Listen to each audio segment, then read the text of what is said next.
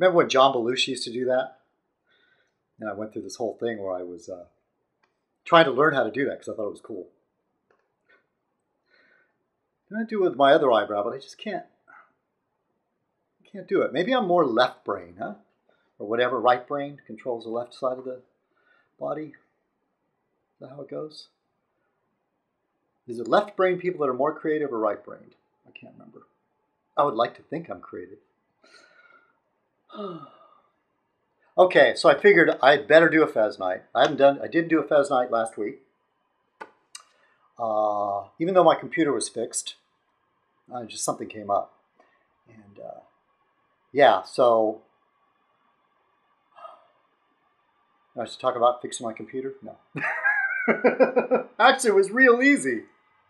The gal at the Apple Store was really nice. Oh, I put my glasses on.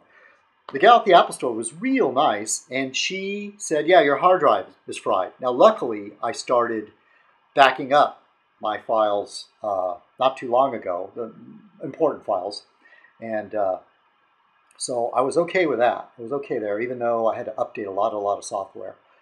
And where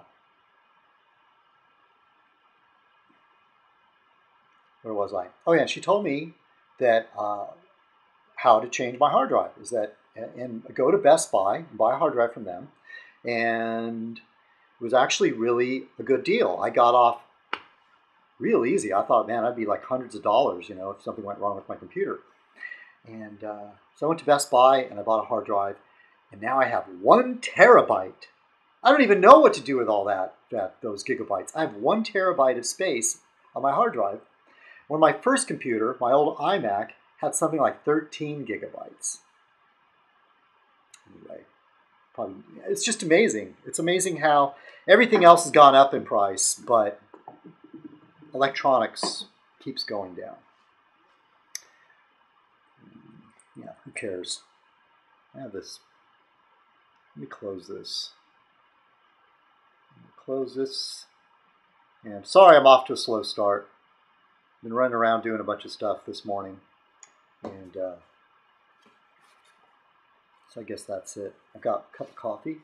Hopefully I won't have to get up in the middle of it. See, I've got my Van Gogh mug. Time to don the fez. Greetings, fellow citizens. This is Citizen Kong, and welcome to another Fez Night. Tonight's Fez Night shall be called A Fistful of Fez Night. I've never been that big a fan of spaghetti westerns. My dad loved westerns, and so I grew up watching Bonanza and The Rifleman and all the stuff that was on TV back then, and going to see westerns type movies. Actually, Monty Walsh, you ever remember that? That's one of the movies from my childhood. I remember going to see that. And but Cheyenne Social Club, remember that? Jimmy Stewart and Henry Fonda. But my one favorite, I might have mentioned this before, is Butch Cassidy and the Sundance Kid. I think that's my favorite of that genre. Well, the reason why I'm talking about, Fistful of Dollars, Fistful of Fez Night. Clint Eastwood. I do admire him. I like Clint Eastwood. But I think he's turned into some total nut job because of what he did. It's like a senile old man when he was at the GOP convention and he was the special guest. Okay, let's do some shout-outs, okay?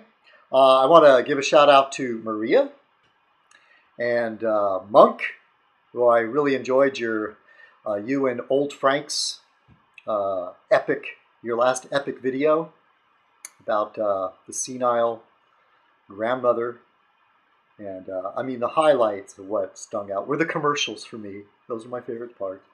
The King Kong condoms, KKK, and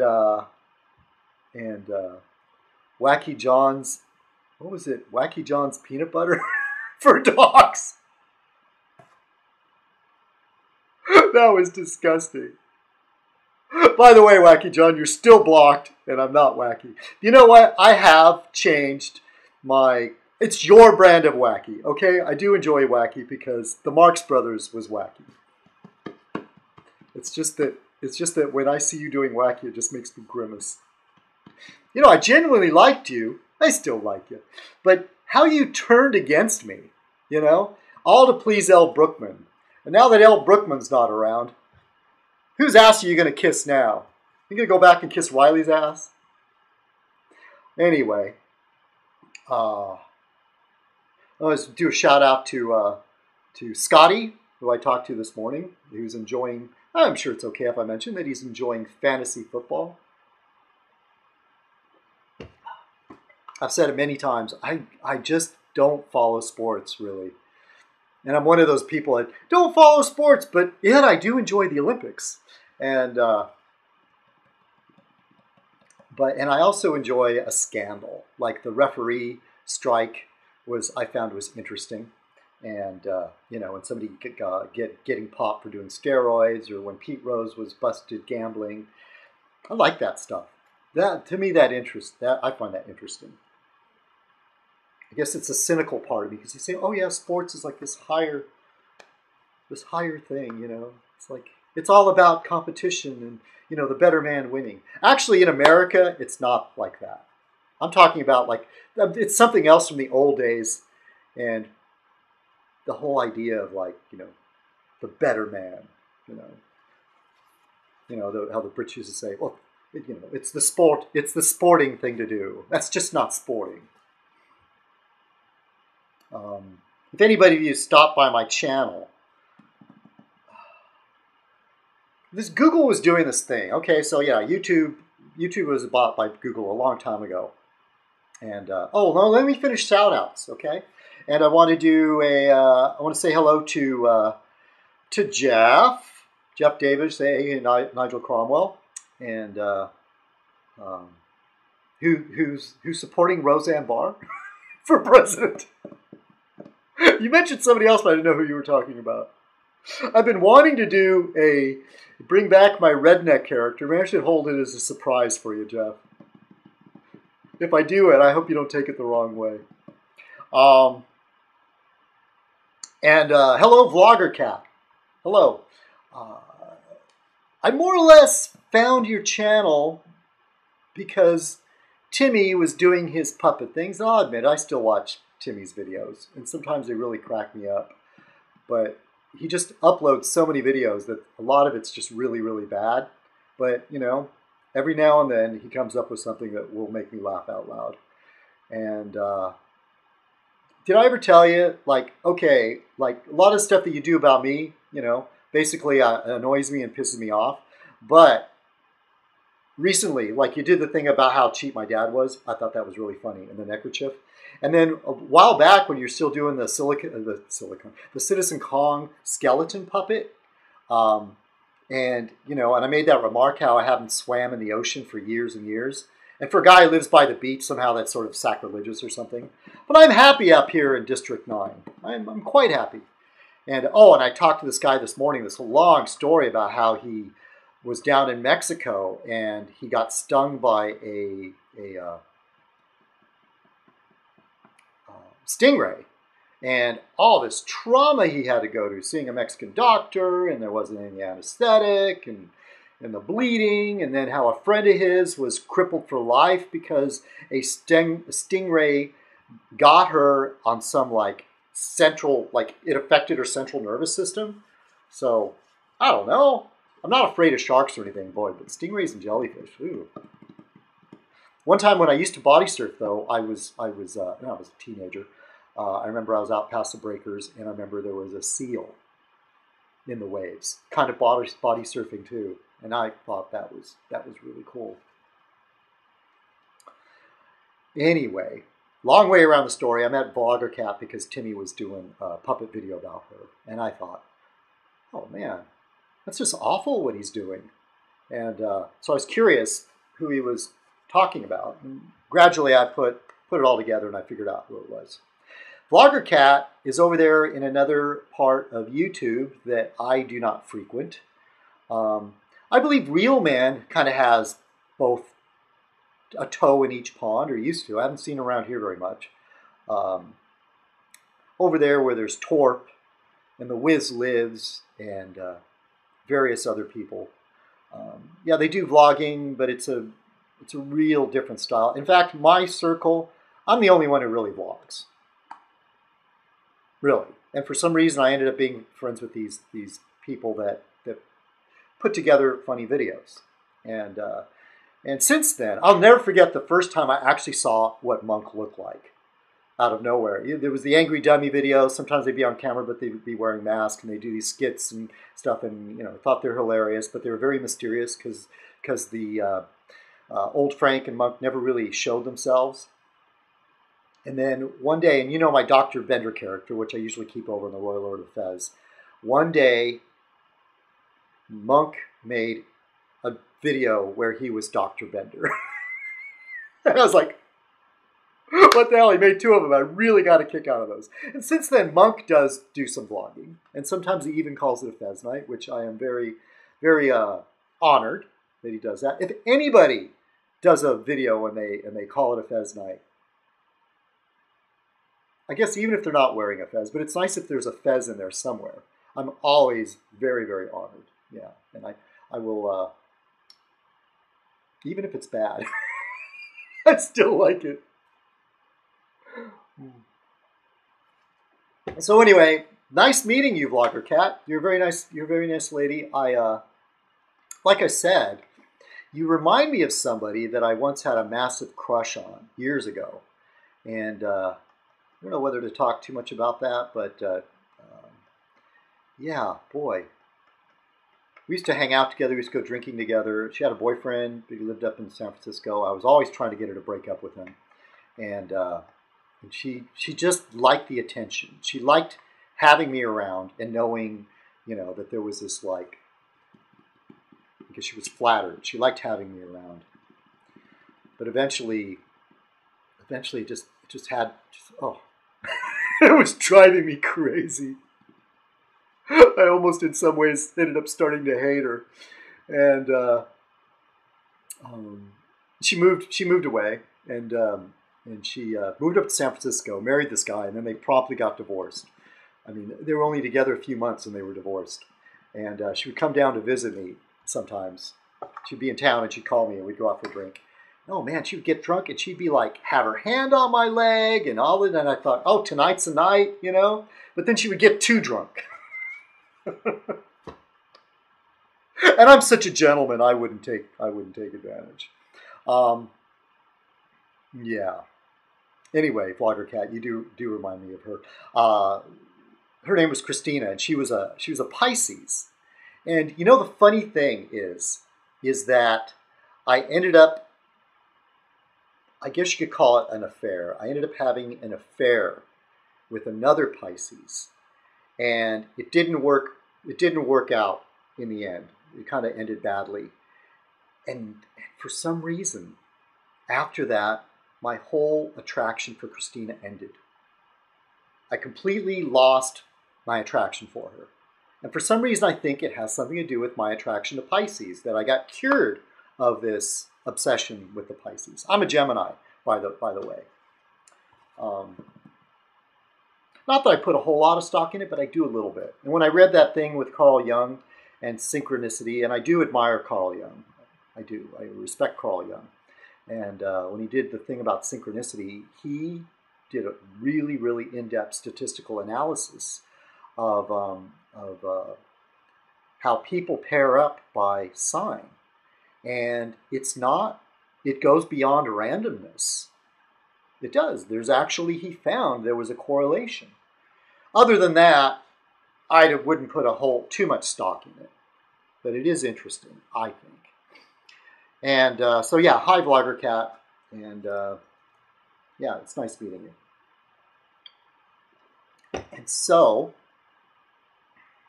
I'm really looking at my notes here. So I started to say, yeah, Google and YouTube. I'm all over the place. I'm really wired. I'm drinking coffee. I had hardly anything to eat. I got very little sleep last night. Oh, and let me tell you that it's been 7 days. I went off my medication. Yes, I went off my medication. I went off my legal marijuana. Where is it? I have one of those prescription things around here somewhere. Yeah, no, I haven't smoked weed in 7 days. And yeah. My mind starts firing like ping pong balls. Bing, bing, bing. And I should say like a pinball machine. So Google and YouTube. So Google had this thing up and said, yeah, start using your real name on your channel. Like, they're encouraging it. And I said, oh, what the hell? I did. I clicked on it, but I don't know how to change it back now. But I'm still Citizen Kong, even though my channel now says David Max Blakeney. It's pronounced Blakeney. And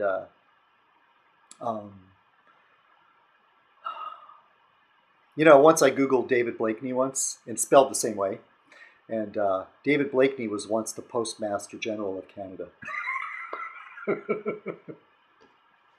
There's so many David Blakeneys out there. I don't want people to get confused, so I use my middle name too, David Max Blakeney, which was my father's middle name, and he always went by Max. And sometimes I think it's cute when somebody calls me Max. There's a gal over on Facebook, and we've hung out a little bit. She was in a band that my friend had. It was his band, and she was a guitar player in it. Her name's Davida, and we don't talk anymore, but she's over there on Facebook, and I wished her a happy birthday. And she said, thanks, Max. For some reason, I was attracted to her. And she's a good-looking girl, yeah. But somebody was also saying, well, there's something about her name is Davida, which is pretty rare. I've never, the female version of David, you know. I mean, you've got your Maria and your Mario and your, you know, the other ones. There's a bunch of them. There's ones in English, but I can't think of them anymore. About Daniel and Danielle. That's another one. Patricia and Patrick. So anyway,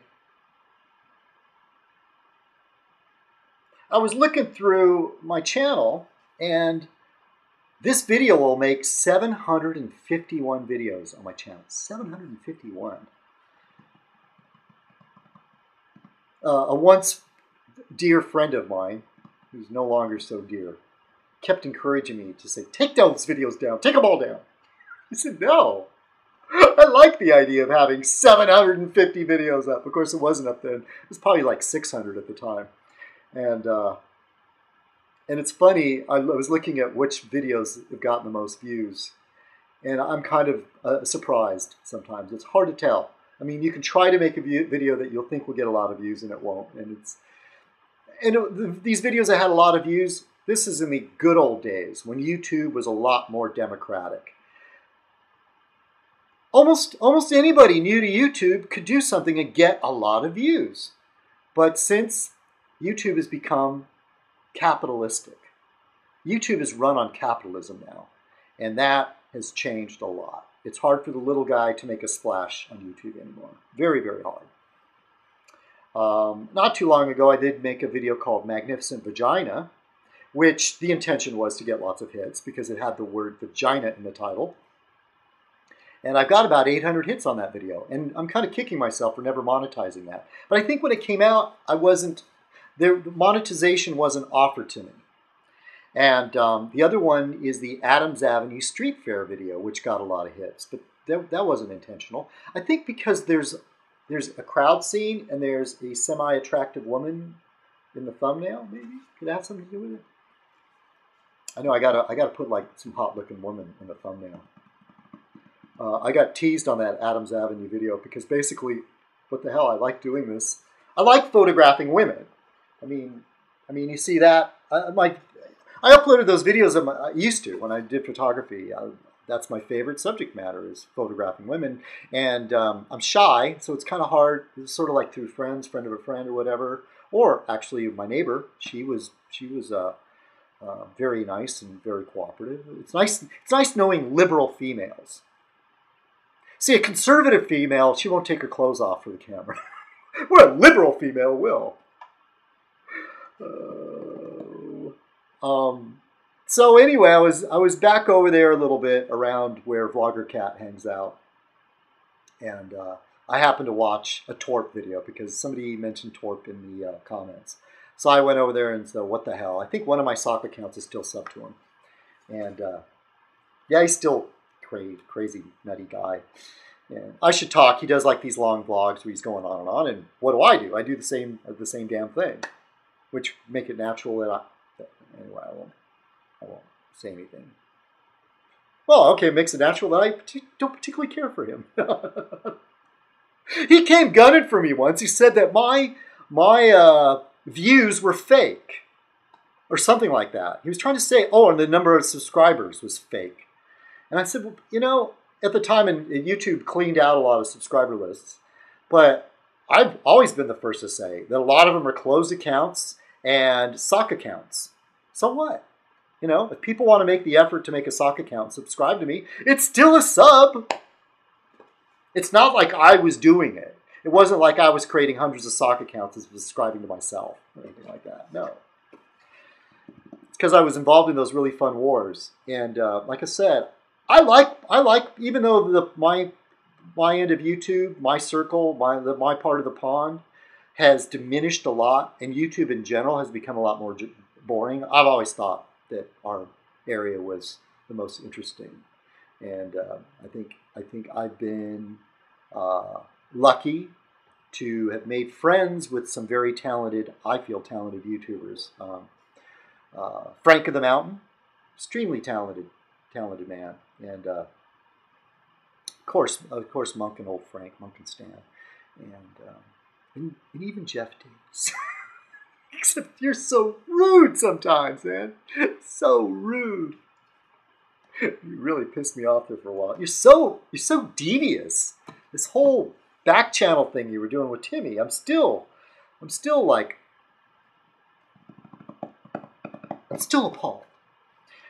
And so I'm watching the Torp video, and he made a mention of the eggs. And then I happened to see another video where the eggs were mentioned this morning. And I don't know, Torp, what do you want the attention again? Why would you go back there? I mean, those guys reamed you a new one. And it was brilliant. Oh. Okay, now on to the political part. I've gone on for 22 minutes talking about BS on YouTube. The rest of you that don't care, yeah, stop watching. And I'm sorry for the rest of you that actually like the politics. I was going to say on the views. Okay, Fez Night is kind of funny, so I'll post a view about, you know, the park or something in my neighborhood, you know, or something, and it'll get a few hits. And Fez Night is fairly constant. It's dropped a little bit, but it's pretty constant, around somewhere over 100 views. And so that makes me happy. I'm honored. I'm honored to know that there is a steady group of people that at one point discovered Fez Night and actually still watch, because it's just this long thing of me talking. And I think it's the Irish in me, you know, the gift of gab, they say. I think that must have something to do with it. Plus, I'm just crazy that way. So, yeah, I think that's nice. You know, and people, you know, lots of people won't get Fez Night. They'll think it's boring. And I don't care. You know, the reason why I started doing this is like a type of catharsis, you know. And I had ideas and I had opinions. And they needed to go somewhere. I've told the story many, many times about how it started. And there is something neat about, in the real, maybe I might get up on a soapbox and maybe talk to 3 people. When I was in school, maybe I might do a presentation where I might talk to 30 people. But to post something and have over 100 people actually drop by and see what I was talking about, I'm honored. So this morning I was listening to Slate's Political Gabfest, which I highly recommend if you like politics. They also have Slate's Cultural Gabfest. So if you like music and movies and books, that's a great source, a really excellent source. And I got in this long argument with Monk about, he said that all television is aimed at children. All of it. It's all written for children. And I don't know why he grabs onto this idea and he won't let go. And I have to say, Monk, you need to listen to Slate Culture Gabfest, because here are grown-up people that have college degrees. They are writers in other fields, and they get together and they talk about television on many, many, many occasions. And they've recommended, I've heard them talk about some really good shows, just right off the top of my head. Homeland, they were talking about Homeland, and I started watching that. That is a really good show, and it was renewed for a second season. I highly recommend it. And has the actor that was in Band of Brothers, the redheaded guy. I can't remember his name now, but that was an excellent movie too. Excellent, not movie, miniseries. So, where was I going with that? Yeah, I was listening to the Cultural Gab Fest, and there was a guest on there. They had a live show, and they were in Seattle. And this guy stated, which also reminds me, I was watching Bill Maher, and they had some guy from the auto industry. I think it was for GM, some CEO, and this guy would absolutely not believe in climate change, even though there was a scientist right there on the panel doing a very logical reasoning. And once again, there was another argument Monk and I had about the consensus of scientists. Big, long argument. And then I was laughing because this very respected scientist was talking about consensus. Monk, I'd sure like you to get in an argument with him. You know I love you. So, that's not the only person I get in arguments. Maria and I have talked on the phone a few times, and boy, we've had some really heated arguments. You know, for some reason, she says I'm a masochist because I like it. I said, no. It has nothing to do with masochism. Something else. Something else really wrong with me. I have never, ever, and if you take masochism in a sexual way, I've never, ever submitted to any kind of sexual masochism. In fact, in one case, I was a sadist. This girl, early on in my adult life, wanted to be tied up, and I willingly complied. So, one of these days I should write my memoirs, right? Because, gosh, you know nothing's happened in the last 5 years, has there? So anyway, there's been some near misses, though. There's this, I'm really not wild about Asian women, but there's this Asian woman. She's Laotian, where I work. And boy, is she a big flirt. She flirts with me. I kind of get a kick out of it. Yeah, and she's fit, and she wears high heels and skirts and has great legs and a great body and a pretty face. It's much different than where I used to work. There was never any of that, ever. The closest I ever got to it, we did have a female UPS driver for a while, and she said hello to me. Anyway, where was I? So this guy, this guest on the Slate Political Gabfest live in Seattle, made the statement that the GOP, and ahead of here, my apologies to my Australian friends, because anyway, or maybe I should have said anything right now. I don't know. Maybe I should have waited till later. The guy said that the GOP is faith-based, and it's become more so because they have thrown in their lot with the loony Christian right. And in that, it's faith-based because, like this guy for the GM executive, no matter what evidence you present, they will not believe it. They will cling to their beliefs. It's not about the facts in front of them. It's what they believe. That's all that matters to them. And that's why you'll have them be anti-science, how they won't believe the environmental scientists. Look, I'm checking my notes. They believe, they will cling to the idea of trickle-down economics no matter how much the evidence points out that they're wrong. They will cling to it. And creationism is another example of a good part of the GOP embraces creationism, anti-science in general. And I'm looking at it because I want to get the... and then off the cuff, he remarked, Australia got the criminals, Canada got the French, and we got the Puritans. Now, my friend from England, Nick, used to rail on me that he said that's what's wrong with America because it was founded by Puritans. And I found it very refreshing to hear the other side. Thanksgiving's not too far away. The other side about the whole pilgrim thing. The Pilgrims weren't really so much asked to leave England for religious persecution, which is the version we hear. It's because they were loonies.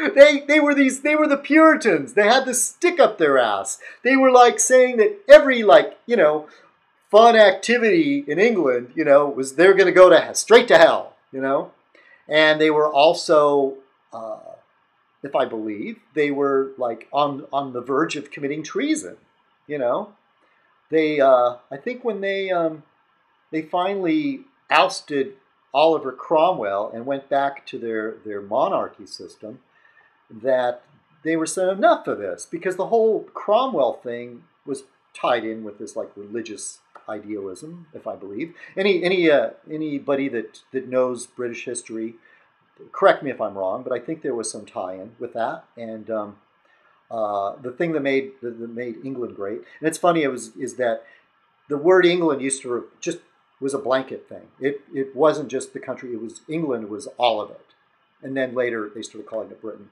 But what made England great was the moving away from the